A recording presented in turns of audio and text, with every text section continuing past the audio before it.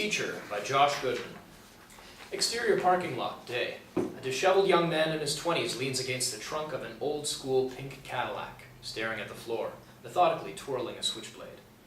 You know when you get a cup of coffee at a restaurant and they ask if you want decaf or a regular? Bashfully, his eyes move forward.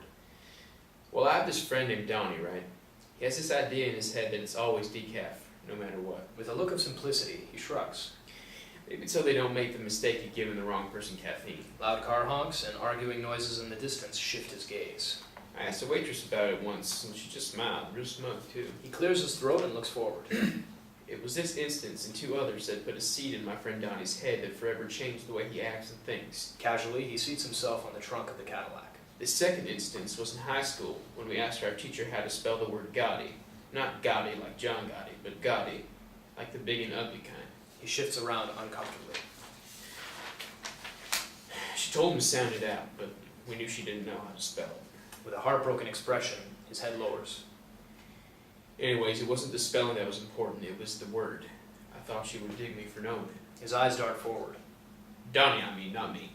Slowly, he sinks back into place, studying the busy streets nearby. He raises 3 fingers. The third instance was this morning. Donnie woke me up and opened my eyes. His eyes tilt up, and he stares forward.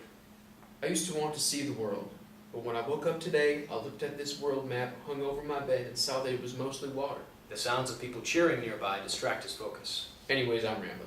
Point is, you see, there's restaurants out there that are selling fake coffee. The map, the world, it's full of water. And even worse, there's teachers out there who don't know how to spell. The young man studies the switchblade and then lightly glides his finger along its edge. That's why I'm here. It's why I'm sitting here on your big, gaudy, pink Cadillac, Mrs. Patterson.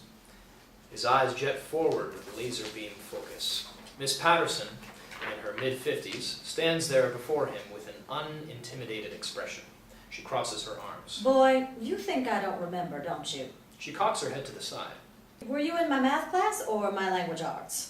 Confidently, she nods. No, it was language arts. Yeah, you look familiar. She looks him up and down and smiles with admiration. 700 of you come and go every single year. She lifts his chin, forcing him to stare into her eyes. It's funny how some of you stick out and some of you don't. The young man shakes his head in disbelief. Even funnier is, for some reason, y'all think I forget about you. Well, I stopped thinking about you, that's for sure, but I never forget you.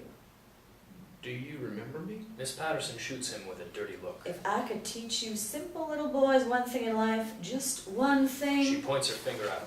Everyone expects you to fail. Her face comes inches away from his. Everybody secretly hates you. The young man's eyes are wide open with shock. And you got one job in life. It's to prove us wrong. Miss Patterson cautiously steps back and composes herself. Prove yourself wrong. She crosses her arms. You know what I do after I've had a long day and I'm tired of the bullshit? With an over-exaggerated movement, she shrugs. I shrug. Because I'm in my car and I'm driving home and I'm free. And that's all I have. Myself and my 45-minute drive home. Miss Patterson takes a step closer to the young man. I won't tell you what to do and I'll never spell it out for you, but you've got a decision to make, boy. The young man scratches his head. Miss Patterson takes a deep breath and looks at her watch. It's getting late. You can keep sitting here on my car, but I'm gonna go home. She shrugs and the young man watches her gracefully step towards the front of her Cadillac. And just remember, nobody cares except for you. Do you understand? She opens her door and the young man jumps to his feet. He watches her get in and slam the door shut. The pink Cadillac pulls out and into the street. The young man's confused expression slowly turns into a calming smile as he watches her car disappear into the sunset. People laughing nearby distract the young man towards the building connected to the parking lot. He quickly hides the switchblade in his front pocket. Large signs stuck in the ground reading, "Vote here," and "Vote for X," and "Vote for Y," lead to several long lines of people waiting to vote at their respective polling stations. The young man reaches into his back pocket and pulls out a rubber mask in the shape of Donald Trump. He slides the mask over his face. His eyes scan the campaign signs that are littered along the grass where small crowds argue over political candidates. The man's eyes slowly close and reopen. He nods and proceeds towards the unassuming crowd. No one notices him getting closer. He reaches into his front pocket. Cut to black, the end.